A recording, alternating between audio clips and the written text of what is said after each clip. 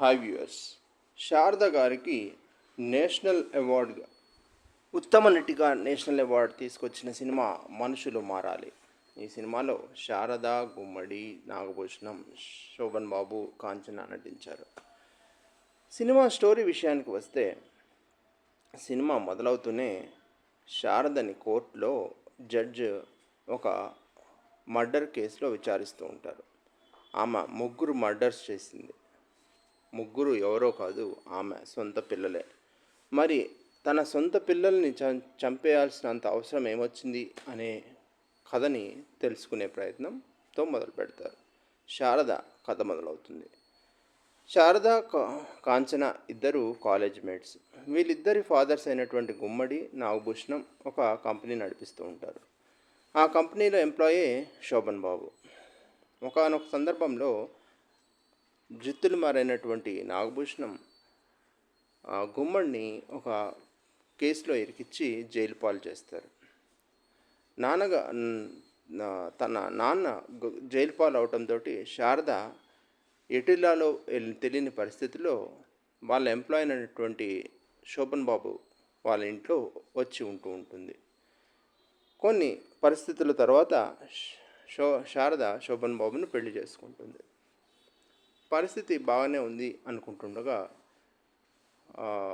శోభన్ బాబు ఆ కంపెనీలో ఎంప్లాయీస్ అందరితో కలిసి ఆ కంపెనీలో జరుగుతున్న అన్యాయాలను, అక్రమాలను ఎదిరించి అందరినీ సంఘటితం చేసి ఒక సమ్మె చేస్తూ ఉంటాడు. ఆ సమ్మె ఎంత తీవ్రతరం అవుతుందంటే, మొత్తం చుట్టుపక్కల ఉన్న ఎంప్లాయీస్ అందరూ కూడా, ఆ కాలనీలో ఉండే ఎంప్లాయీస్ అందరూ కలిసి కట్టుగా పోరాడుతూ ఉంటారు. సమ్మె నడుస్తూ ఉంటుంది. జీతాలు రావు, తినడానికి తిండి ఉండదు. అలాంటి పరిస్థితిలో శారద ఫ్రెండ్ అయినటువంటి కాంచన వచ్చి కొంచెం డబ్బు సహాయం చేస్తాను అంటుంది. కానీ శారద, నువ్వు నా ఒక్కదానికే సహాయం చేస్తావు, కానీ ఈ కాలనీలో ఉండే వాళ్ళందరూ అన్నం తినట్లేదు. ఇప్పుడు నేను ఇక్కడ పొయ్యి మొదలు పెడితే ఆ పొగ చూసిన వాళ్ళందరూ మనందరం తినకుండా ఉంటే వీళ్ళొక్కరు ఎవరు తింటున్నారా అని మమ్మల్ని తిడతారు.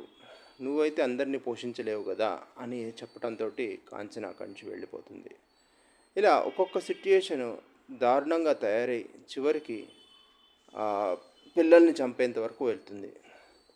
ఆ తర్వాత సీన్లో శోభన్ బాబు ఈ సమ్మెకందంటికి కారణం అని చెప్పి శోభన్ బాబును ఒక వర్షం పడుతున్న రాత్రి చంపేస్తారు. శోభన్ బాబు కూడా లేడు, తన తండ్రి కూడా లేడు. ఎటెల్లాలో తెలియని పరిస్థితికి వస్తుంది శారద.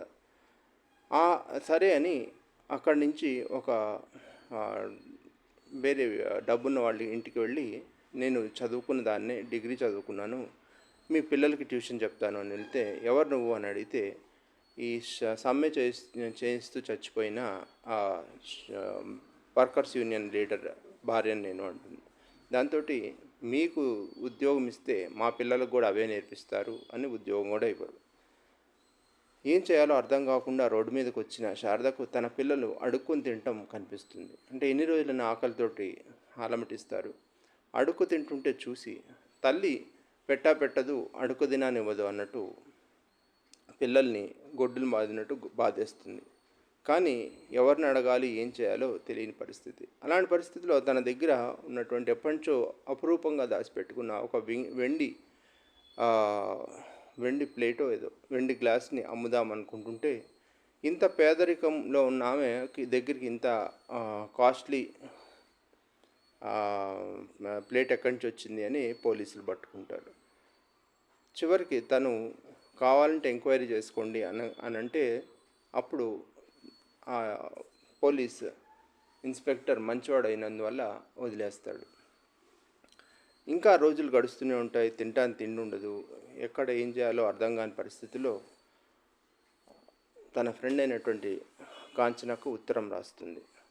కానీ అప్పటికే పిల్లలు అక్కడ ఇక్కడ అడుక్కోవటం, దొంగతనం చేయటం ఇవన్నీ చేస్తూ తిండి కోసం నానా రకాలుగా ఆరాటపడుతూ ఉంటారు. తన పిల్లలకి ఎంతో కష్టపడి మొత్తానికి ఒక బియ్యం సంపాదించి అన్నం పెడదాం అనుకుంటుండగా పిల్లల్ని పిలుస్తుంటే, లోపలికి వచ్చి చూసేసరికి కుక్క ఆ అన్నం తినటం కనిపిస్తుంది. ఇంకా ఇంతకంటే పరిస్థితి దారుణంగా ఉండబోతుంది, నేను ఇంతకంటే ఎక్కువ రోజులు ఈ పేదరికాన్ని నేను అనుభవించలేను అనుకున్న శారద ఆ పిల్లలకి అదే అన్నంలో విషం కలిపి ఇచ్చి చంపేసి వాళ్ళకి ఆకలి నుంచి పర్మనెంట్గా విముక్తిని ప్రసాదిస్తుంది. ఎందుకంటే తల్లి తన పిల్లలు చచ్చిపోయినా పర్వాలేదు కానీ దొంగలుగా మారటానికి ఒప్పుకోకపోవటం వల్ల ఇలాంటి పరిస్థితి ఏర్పడుతుంది. తనకి పరిస్థితిని తీసుకొచ్చినటువంటి తన తండ్రిని మోసం చేసినటువంటి నాగభూషణాన్ని, తన ప్రేమించి పెళ్లాడకుండా వదిలేసిన హరినాథ్ని, తను ఇలాంటి పరిస్థితుల్లో ఉన్నప్పుడు తనని వదిలేసి వెళ్ళిన తన భర్త, ఇలా సమాజంలో ప్రతి ఒక్కరిని నిందిస్తూ కోర్టులోనే విలపిస్తూ ఉంటుంది శారద. చివరికి తన ఫ్రెండ్ని ఈ కేసు నుంచి పడేయటానికి తన ఫ్రెండ్ అయిన కాంచన లాయర్గా ఎంతో శ్రమిస్తూ ఉంటే బయటకు వచ్చినాక, నువ్వు నన్ను బయటికి తీసుకురావటానికి ఎందుకు అంత శ్రమిస్తున్నావో నాకు అర్థం కావట్లేదు. నేను ఇంకా ఈ సమాజంలో బ్రతకాలనుకోవట్లేదు, చచ్చిపోతాను, నన్ను చావు నుంచి బయటకి తీసుకురాకు అంటుండగానే చచ్చిపోతుంది. దాంతో ఈ సినిమా ముగుస్తుంది.